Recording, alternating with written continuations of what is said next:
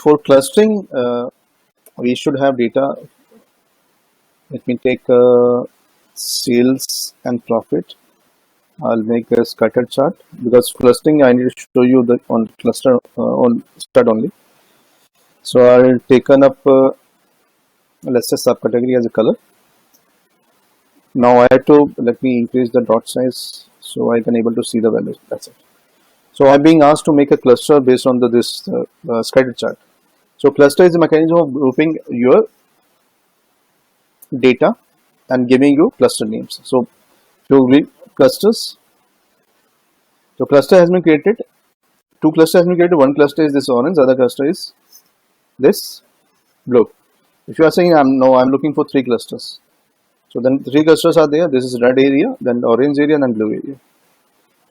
2 is the minimum value which this automatically get created. That's a good to go. So cluster is helping you to figure out the grouping based on scientific calculation. It can be your based on k-mean if you work with the clustering algorithms.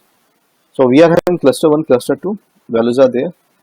If you are saying I want to see the values, duplicate as a cost tab is there.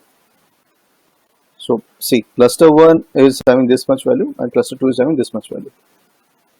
So this is what we are looking for. So cluster, we had make a cluster of groups.